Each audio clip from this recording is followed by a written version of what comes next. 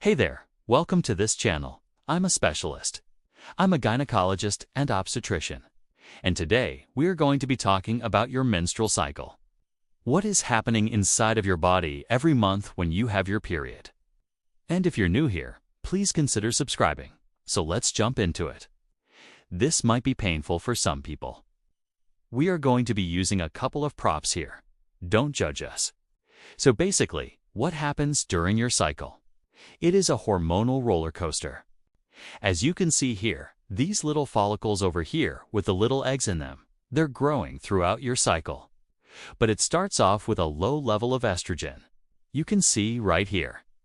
Low estrogen follicle-stimulating hormone is at its highest point here. And what that does is it stimulates the growth of those ovarian follicles. As the follicles grow, they start to produce more and more estrogen. So now, estrogen goes up. And as estrogen goes up, follicle-stimulating hormone actually decreases. Because remember that negative feedback loop from our last video. So we have a little bit of an increase in luteinizing hormone as the estrogen increases. But then, after a certain point, when the estrogen hits a threshold, we get a big surge in luteinizing hormone.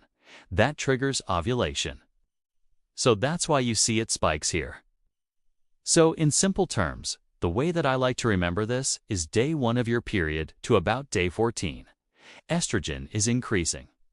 From day 14 onwards, progesterone is increasing. So all of this is happening in your ovaries. It's all controlled by these hormones. And this also leads to changes in your endometrium. So let's take a look at what's happening in the endometrium. On the left-hand side, you see the ovary with the little egg in it. On the right-hand side is the endometrium. So you can see it gets thicker and thicker and thicker as we go through the cycle. The glands also start to get larger and larger, and they start producing more and more secretory material. They start coiling up. They look kind of like this. You see how they're straight? They start coiling up. And then right before you ovulate, there's a little bit of a change. They actually start to straighten out a little bit. And then once you ovulate, the glands actually start to break down. They become more watery. They have a lot of open spaces. And if you look closely here, you can see little blood vessels. Now that's because around this time, the endometrium is starting to prepare for implantation. So it needs to have a lot of blood supply. If an embryo implants here, it needs to get nourished. So the glands start to break down. They start to secrete more blood. It looks kind of like a little bit of a red-pink color. After ovulation, estrogen drops a little bit and progesterone takes over. Remember, the corpus luteum is now the little structure that used to be the follicle, but now it's called the corpus luteum. It's secreting progesterone. And progesterone causes the glands to spiralize, and it also makes the endometrium thicker and thicker and thicker. And you can see the glands here spiraling like this. That's really nice for implantation because the embryo will actually implant into the endometrium, and it can actually burrow down into those spirals, and it can get nourishment through all of those blood vessels. Once the embryo implants, those blood vessels are actually very close to where the embryo implants, so that's a good thing.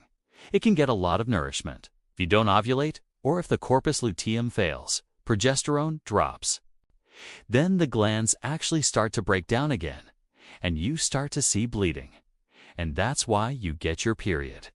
And you can see how thick this endometrium gets right before you get your period. And then when you start to get your period, it actually comes out. You're actually sloughing off the endometrium. And so that's why you see it gets thinner and thinner, and you start getting your period. And at the same time, you're having these changes in your endometrium. You're also having changes in your cervical mucus. Changes in your cervical mucus. Yes, that's right. The consistency of your cervical mucus changes throughout your menstrual cycle. When estrogen is low, the cervical mucus is thick. You might not even notice it. And when estrogen is high, the cervical mucus is thin and clear, and it looks kind of like egg whites. And that's because it contains a lot of water, and it's really easy to kind of pull apart. And so that's why it's good for fertility, because sperm can actually swim through that type of cervical mucus. It's much easier than thick cervical mucus. And as progesterone rises, the cervical mucus actually becomes more thick. And so that's a good thing if you don't want to get pregnant because it's harder for sperm to travel through. You may also have breast tenderness. You may have bloating. These are also due to these changes in progesterone and estrogen. And sometimes people also experience mood changes, increased appetite. All of these things are related to the changing levels of hormones throughout your cycle. I think the most important message to take away from this is that it is normal to have some spotting between your periods. Just because you have some spotting doesn't mean that you're pregnant. Doesn't mean that something's wrong. It's normal to have a little bit of spotting between your periods. Now, what happens if you're pregnant? Well, let's talk about that real quick. If you are pregnant, you still have these changes in your endometrium. However, HCG, which is the pregnancy hormone, prevents the breakdown of the corpus luteum. So the corpus luteum continues to produce progesterone and estrogen. So you don't get a drop in progesterone or a drop in estrogen. And because of that, you don't shed the endometrium. The endometrium continues to grow and grow and grow. It becomes a little bit thicker. You can see right here, it looks kind of like this. It's just super thickened, and there's no menstruation. The other thing to know is that during pregnancy, your menstrual cycle actually stops. So basically, you stop having periods while you're pregnant. So if you are pregnant, you shouldn't have a period. What about if you miss a period? You don't necessarily need to be pregnant to miss a period. There's other reasons to miss a period. One of them is called anovulation, meaning that you didn't ovulate. Maybe your body wasn't ready to ovulate. Maybe you were breastfeeding. Maybe you were under a lot of stress. Those are situations where you won't ovulate and you won't have a period. Another reason is if you have polycystic ovarian syndrome.